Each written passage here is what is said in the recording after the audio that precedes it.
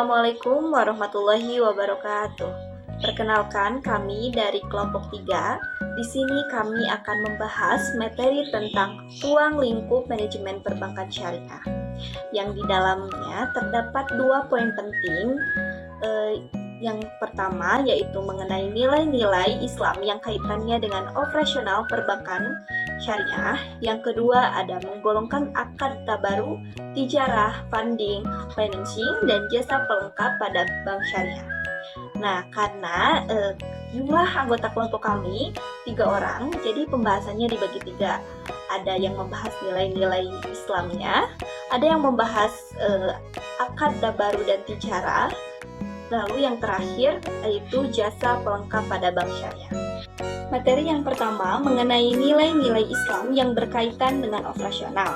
Prinsip utama perbankan Islam adalah bahwa aktivitasnya dilaksanakan atas larangan riba atau bunga dalam semua format transaksi. Pelaksanaan bisnis dan aktivitas perdagangan atas dasar laba yang sah dan adil.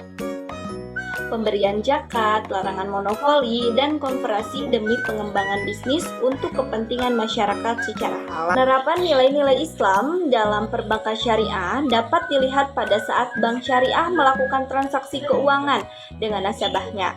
Perbankan syariah sebagai lembaga intermediasi keuangan dengan kegiatan utamanya yaitu menghimpun dana dari masyarakat dan menyalurkan lagi kepada masyarakat dalam bentuk simpanan atau kredit gitu, yang berdasarkan atas perjanjian dan syarat yang sudah diatur dalam Al-Quran dan hadis.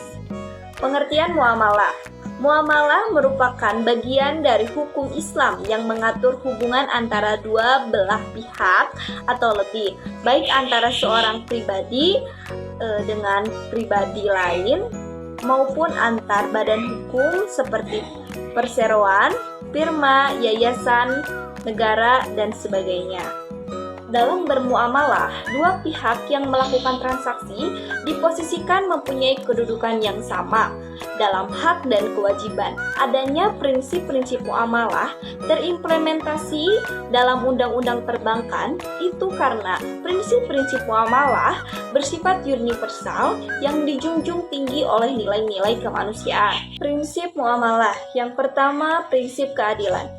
Dengan sistem operasional yang berdasarkan profit and loss saving system, baik Islam memiliki kekuatan tersendiri yang berbeda dengan sistem konvensional. Apabila terjadi kerugian pada proyek yang didanai, maka kekayaan peminjam modal akan disita menjadi bank milik pemodal, hak milik pemodal, yaitu bank. Sementara dalam bank Islam, kekayaan usaha atau proyek yang akan didanai itu menjadi jaminannya, sehingga keuntungan dan kerugian ditanggung bersama. Konsep syariah mengajarkan menyangga usaha secara bersama, baik dalam membagi keuntungan atau sebaliknya menanggung kerugian. Kedua, ada prinsip kesederajatan. Bank syariah menempatkan nasabah penyimpan dana, nasabah pengguna dana maupun bank pada kedudukan yang sama atau sederajat. Hal ini tercermin dalam hak kewajiban, resiko, dan keuntungan yang seimbang antara nasabah penyimpan dana, nasabah pengguna dana, maupun bank. Dalam sistem bagi hasil yang diterapkan, Bank Syariah menyarankan adanya kemitraan nasabah harus sharing the profit and the risk secara bersama-sama. Ketiga, ada prinsip kejujuran. Kejujuran merupakan hal yang harus dilakukan oleh setiap manusia dalam berbagai segi kehidupan, termasuk dalam bermuamalah. Kejujuran menjadi bukti adanya komitmen akan pentingnya perkataan yang benar sehingga dapat dijadikan pegangan. Hal mana akan memberikan manfaat bagi para pihak yang melakukan akad atau perikatan dan juga bagi masyarakat dan lingkungannya. Nah, jadi prinsip-prinsip muamalah dalam aktivitas perbankan secara luas mencerminkan nilai-nilai Islam dalam kaitannya dengan operasional perbankan. Karena dalam konteks perbankan Islam, prinsip-prinsip muamalah menjadi landasan utama dalam operasional perbankan yang sesuai dengan nilai-nilai Islam. Jadi, prinsip-prinsip muamalah dalam aktivitas perbankan merupakan bagian integral dari nilai-nilai Islam dalam kaitannya dengan operasional perbankan. Di sini saya akan melanjutkan materi dari teman saya mengenai pengelompokan akad tabaru dan tijarah dalam funding financing bank syariah. Untuk pembahasan pertama, di sini ada tabaru. Akad tabaru yaitu akad yang dimaksudkan untuk menolong sesama dan murni semata-mata mengharap ridho dan pahala dari Allah Subhanahu wa taala. Sama sekali tidak ada unsur return ataupun suatu motif. Jadi, akad ini transaksi yang digunakan tujuannya untuk saling tolong-menolong dalam rangka berbuat kebajikan. Misalnya dalam urusan perbankan. Dalam akad ini, pihak yang berbuat kebaikan adalah pihak bank. Pihak bank tidak boleh sama sekali mengambil laba dari akad ini. Pihak bank hanya diperbolehkan meminta biaya administrasi untuk menutupi biaya koper deposit kepada nasabah. Tetapi pihak bank tidak mensyaratkan keuntungan apa-apa dalam transaksi ini. Kemudian di sini ada tijaroh. Tijaroh adalah transaksi yang digunakan untuk mencari keuntungan atau for profit transaction. Ada dua jenis, yaitu Natural Certainty Contract atau NCC, biasa disebut juga dengan pendapatan pasti. Yang kedua ada Natural Uncertainty Contract atau NUC atau pendapatan tidak pasti. Untuk NCC, itu berbasis pada teori exchange atau pertukaran. Contoh dari NCC, akad yang menggunakan NCC adalah ijaroh atau sewa. Kemudian ada al-ba'i, jual beli, akadnya murabahah, salam, istisna. NCC yang bisa dipastikan dari awal berapa keuntungannya. Misal, mengambil akad ijaroh atau sewa. Misalnya koperasi punya mobil, lalu mobil itu disewakan atau direntalkan 300.000. Nah, kan udah tahu ya dari awal berapa keuntungannya.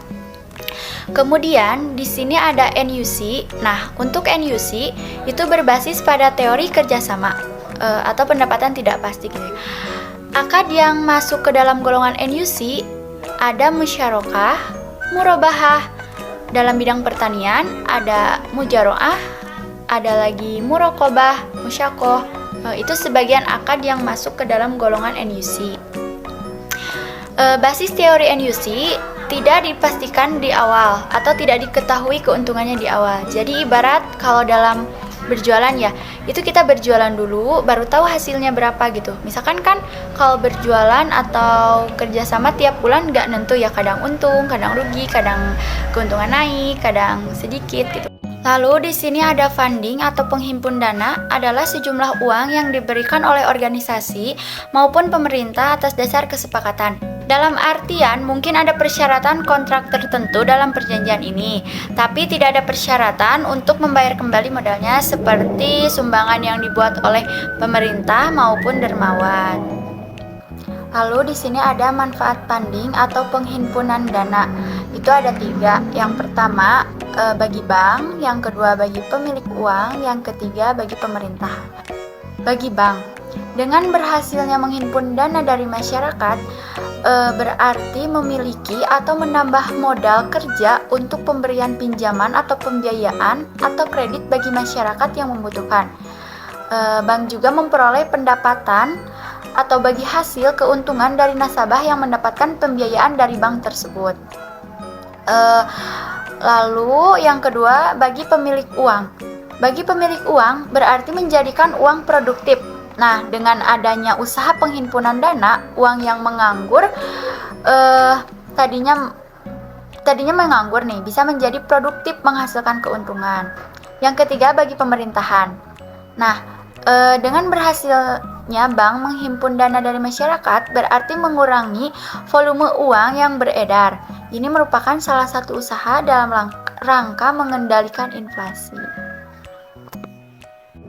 Yang terakhir ada financing atau pembiayaan adalah jumlah modal atau uang yang diberikan kepada sebuah organisasi sesuai dengan harapan untuk dibayar kembali dan organisasi bertanggung jawab untuk membayar kembali.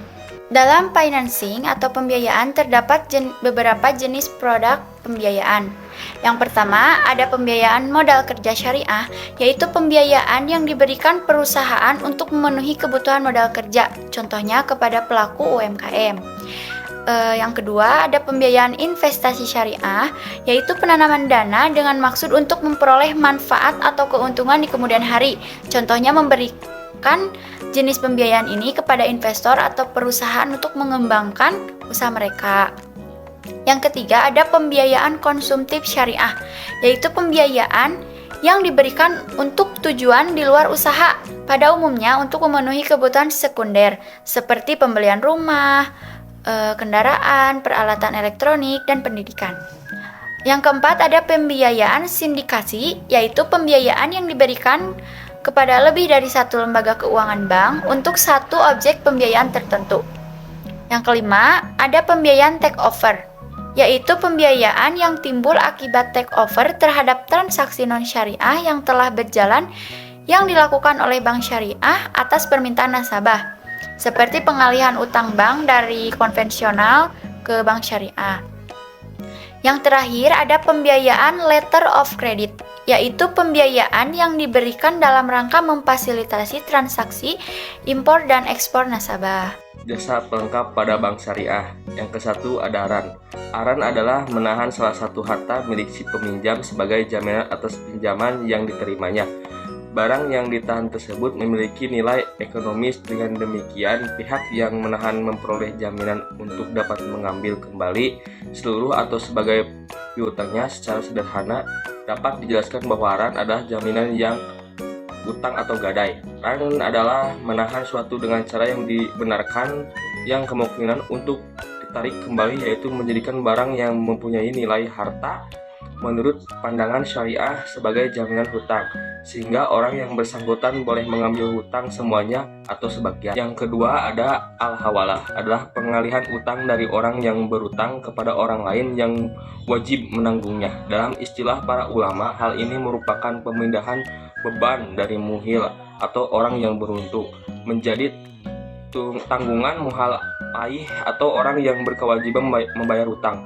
Hiwalayah adalah akad pemindahan hutang atau piutang suatu pihak kepada pihak lain. Akad ini bertujuan untuk mengambil alih piutang dari pihak lain.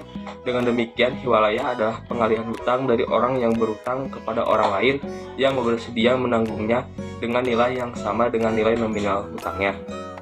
Yang ketiga ada kafalah, merupakan jaminan yang diberikan oleh penanggung atau kafil kepada pihak ketiga untuk memenuhi kebutuhan pihak kedua atau yang ditanggung dalam pengertian lain. Kafalah yang juga berarti mengalihkan tanggung jawab seorang yang dijamin dengan berpegang pada tanggung jawab orang lain sebagai pemimpin. Adapun jenis al-kafalah antara lain yaitu ada 5: kafalah bin nafs, kafalah bil mal, kafalah bin taslim, kafalah bin munajah, kafalah bin al-mulaqah. Kesatu ada kafalah bin nafs, merupakan akan memberikan jaminan atas dari personal kurante. Sebagai contoh dalam praktik perbankan, untuk bentuk kafalah bin nafs adalah seorang nasabah yang mendapat pembiayaan dengan jaminan nama baik dan ketokohan seseorang atau pemuka masyarakat. Yang kedua adalah kafalah bil mal, merupakan jaminan pembayaran barang atau peluas hutang. Yang ketiga ada kafalah bin taslim. Jenis kafalah ini bisa dilakukan untuk menjamin pengambilan atas barang yang disewa pada waktu masa sewa berakhir. Jenis pemberian jaminan ini dapat dilaksanakan oleh bank untuk kepentingan nasabahnya dalam bentuk kerjasama dan perusahaan penyewaan. Yang keempat ada kafalah al-munajah. Kafalah al-munajah adalah jaminan mutlak yang tidak dibatasi oleh jangka waktu untuk kepentingan atau tujuan tertentu. Yang kelima adalah kafalah al-mulaqah. Bentuk jaminan ini merupakan penyederhanaan dalam kafalah al-mujah baik oleh industri perbankan maupun asuransi. Yang keempat adalah wakalah atau wikalah, berarti penyerahan, pendelegasian atau pemberian mandat. Dalam bahasa Arab hal ini dapat dipahami sebagai at-tawafir atau contoh kalimat aku serahkan urusanku kepada Allah. Kalimat menyerahkan urusan berarti mewakili dalam pengertian istilah tersebut. Pengertian yang sama dengan menggunakan kata wakil yang kemakan al-hafiz sebagai yang disebutkan dalam firman Allah Subhanahu wa taala Quran Surah Al-Imran ayat 173. Dan di sini juga ada beberapa jenis wakalah, antara lain ada wakalah al-mutalaqah, ada wakalah al-muqayyadah, ada wakalah al-aman. Wakalah al-mutalaqah yaitu mewakili secara mutlak tanpa ada pembatasan waktu dan untuk segala urusan. Wakalah al-muqayyadah yaitu menunjukkan waktu untuk bertindak atas namanya dalam urusan-urusan tertentu. Dan wakalah al-amah perwakilan yang lebih luas dari al-muqayyadah tetapi lebih sederhana daripada al-mutalaqah. Aplikasi wakalah dalam konteks akad tabaru dalam perbankan syariah berbentuk jas pelayanan di mana bank syariah memberikan jasa wakalah sebagai wakil dari nasabah sebagai pemberi kuasa atau muwakil untuk melakukan sesuatu atau tawkil. Dan yang kelima adalah SART. SART adalah kependekan dari mata uang asing. Mata uang asing adalah setiap mata uang asing yaitu seperti US dollar, British pound, ringgit Malaysia, dan lain-lain. Pada saat terjadi perdagangan internasional antar negara, setiap negara membutuhkan devisa sebagai mata uang asing yang dalam dunia perdagangan disebut devisa. Misalnya, importir Indonesia mengimpor barang dari luar negeri dan membutuhkan devisa untuk membayar barang impor tersebut. Oleh karena itu, importir membutuhkan devisa jual beli mata uang asing harus lepas dari faktor riba, misir, dan gharar. Sekian dari saya. Wassalamualaikum warahmatullahi wabarakatuh.